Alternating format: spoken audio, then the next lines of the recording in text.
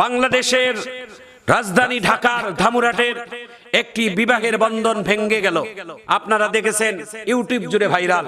বাংলাদেশের ইন্টারনেট জুড়ে এই বিবাহের সম্পর্কটা বিচ্ছেদ হওয়ার একটা আসল রহস্য আমরা খুঁজে পাইলাম। এক হাজী সাহেব এবার হজ করেছেন, হজে যাওয়ার আগে নিজের সন্তানের বিবাহের দিন তারিখ ধার্য করেছেন।